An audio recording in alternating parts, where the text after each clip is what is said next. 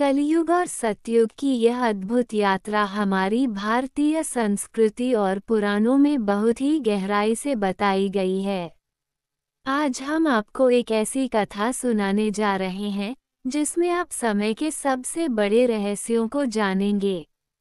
ये कथा सिर्फ समय की नहीं है बल्कि मानव के आचरण, उसके कर्म और भविष्य में आने वाले युग परिवर्तन की है।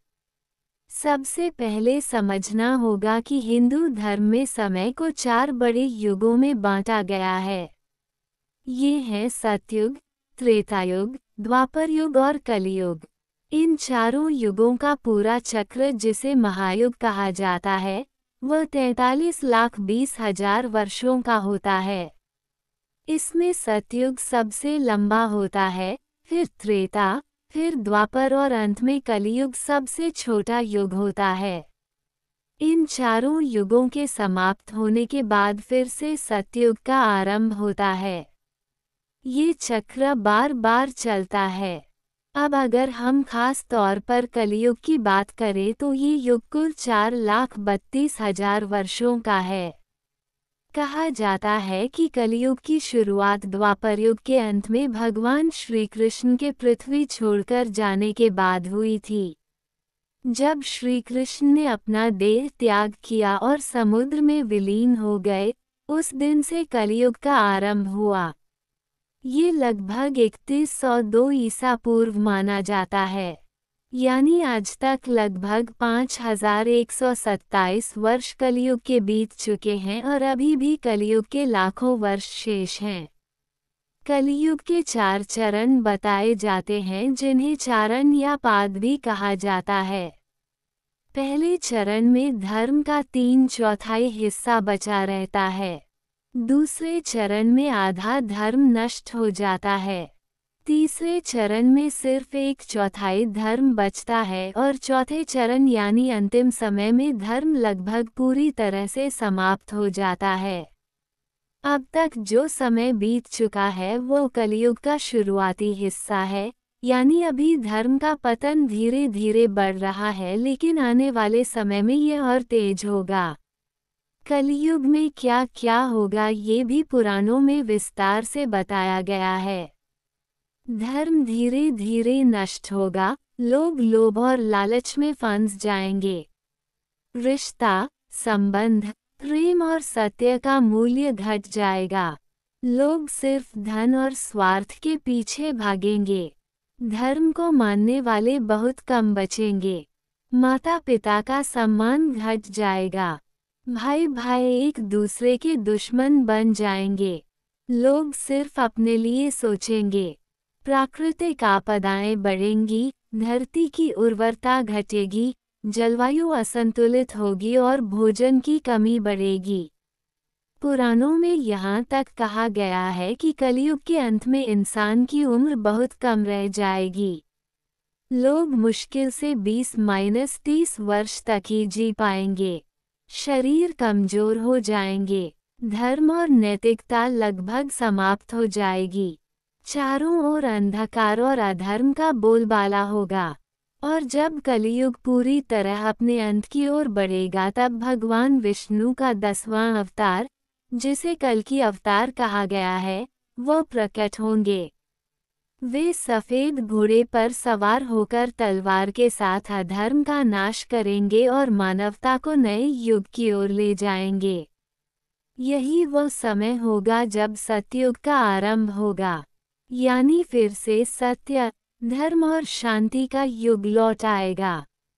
सतयुग में सबसे पहले क्या होगा, ये जानना बहुत रोचक है। जब सतयुग शुरू होगा तो पूरी पृथ्वी पर वातावरण शुद्ध और शांत हो जाएगा। धरती पर हरियाली होगी, नदियां निर्मल जल से बहेंगी, पहाड़ों पर हिम बर्फ की तरह शुद्ध रहेगा। उस समय मनुष्य का जीवन लंबा होगा। कहा जाता है कि सतयुग में मनुष्य लगभग 1000 वर्ष तक जीवित रहता था। शरीर मजबूत और स्वस्थ होते थे। उस समय लोग सत्य और धर्म के मार्ग पर चलते थे। लालच, पाप और अधर्म का अस्तित्व ही नहीं था। सतयुग को स्वर्ण युग भी कहा जाता है क्योंकि यह सबसे पवित्र और श्रेष्ठ युग है। यहाँ चारों पाद यानी चारों चरण पूरे होते हैं। धर्म पूरी तरह से स्थापित रहता है। लोग भगवान की भक्ति करते हैं, तपस्या और योग में लीन रहते हैं। मनुष्य का लक्ष्य सिर्फ मोक्ष प्राप्त करना होता है। कोई झूठ, छल या पाप नहीं होता। सब कुछ शांत और सुखमय होता है। अब अगर हम 2 घंटे तक इस विषय को विस्तार से समझें तो हमें हर युग का गहराई से अध्ययन करना होगा। जैसे सतयुग में धर्म के 4 पायों में से सभी पाए मजबूत रहते हैं। त्रेता में एक पाए कमजोर हो जाता है यानी धर्म का 3/4 हिस्सा ही रह जाता है। द्वापर में धर्म का आधा हिस्सा बचता है और कलयुग में सिर्फ 1/4 हिस्सा। यही कारण है कि कलयुग को सबसे अधर्मी युग कहा गया है। कलयुग के लक्षणों को अगर हम एक एक करके विस्तार से सुने तो यह और भी रोचक हो जाता है। सबसे पहला लक्षण है लोभ। इंसान के मन में धन कमाने की इतनी तीव्र इच्छा होगी कि वह इसके लिए कोई भी रास्ता अपनाएगा। दूसरा लक्षण है असत्य। झूठ बोलना आम बात हो जाएगी। तीसरा लक्षण है विश्वास का टूटना। रिश्तों में विश्वास नहीं रहेगा। चौथा लक्षण है धर्म का पतन। लोग धार्मिक कर्मकांड को छोड़ देंगे। पूजा पाठ सिर्फ दिखावा बनकर रह जाएगी। पांचवा लक्षण है कामना और वासना का बढ़ना। मनुष्य सिर्फ अपने भोग विलास के पीछे भागेगा। पुराणों में ये भी कहा गया है कि कलयुग में प्राकृतिक आपदाएं इतनी अधिक बढ़ेंगी कि धरती पर जीवन कठिन हो जाएगा। जल की कमी, अनाज की कमी, प्रदूषण, महामारी और युद्ध ये सब बढ़ेंगे। बड़े बड़े युद्ध होंगे जिनमें लाखों लोग मारे जाएंगे। देश देश के बीच संघर्ष होगा। लोग एक दूसरे पर विश्वास करना छोड़ देंगे। लेकिन इन सब के बावजूद एक खास बात ये भी कही गई है कि जो लोग सच्चे मन से भगवान का नाम लेंगे, उनके लिए ये कलयुग भी मोक्ष दिलाने वाला होगा। कहते हैं कि कलयुग में भगवान का नाम लेना सबसे सरल साधना है।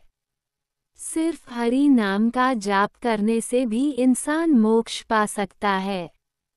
यही कारण है कि कलयुग को भले ही सबसे अधर्मी युग कहा जाता है, लेकिन इसमें भक्ति का मार्ग सबसे आसान बताया गया है। अब जैसे जैसे कलयुग अपने अंतिम चरण की ओर बढ़ेगा, लोगों का जीवन और भी कठिन होता जाएगा।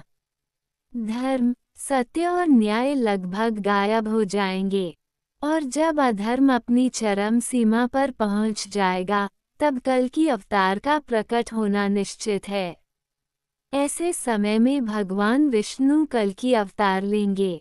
कल की अवतार एक दिव्य योद्धा के रूप में प्रकट होंगे, जो अधर्म का अंत करेंगे और पापियों का संहार करेंगे। कल की अवतार का जन्म उत्तर प्रदेश के शंभल गांव में होने की भविष्यवाणी की गई है। वे एक सफेद घोड़े पर सवार होंगे और हाथ में तलवार लेकर अधर्म का नाश करेंगे। कल की अवतार के प्रकट होने के साथ ही कलयुग का अंत आरंभ हो जाएगा। कल की अवतार के बाद जब अधर्म का नाश होगा और फिर से धर्म की स्थापना होगी, तब सतयुग का आरंभ होगा। सतयुग में सबसे पहले लोग अपने मन और शरीर दोनों से शुद्ध होंगे। कोई बीमारी नहीं होगी। मनुष्य का शरीर लंबा और मजबूत होगा। उसकी उम्र 1000 साल तक होगी। लोग ध्यान, योग और भक्ति में जीवन व्यतीत करेंगे। मनुष्य और प्रकृति के बीच गहरा संबंध होगा। पृथ्वी पर हरियाली होगी, जलवायु संतुलित होगी और हर जगह सुख शांति का माहौल होगा। यही सतयुग की असली पहचान है। तो यह चक्र बार बार चलता रहता है। एक युग का अंत दूसरे युग की शुरुआत है। और यही सृष्टि का नियम है। कलियुग अभी जारी है लेकिन इसका अंत निश्चित है और उसके बाद फिर से सतयुग का आगमन होगा। और हाँ, अगर आपको ये वीडियो पसंद आया हो तो इसे लाइक कीजिए, अपने दोस्तों के साथ शेयर कीजिए और चैनल को सब्सक्राइब करके बेल आइकन दबाइए ताकि आने वाले समय के रहस्यों और धार्मिक कथाओं की कहानियाँ आप तक सबसे पहले पहुँचे। हम जल्द ही लेकर आएंगे एक और अनोखी यात्रा जो आपके दिल और दिमाग दोनों को छू जाएगी। तब तक जुड़े रहिए, सोचते रहिए और ज्ञान के इस सफ़र में हमारे साथ बने रहिए।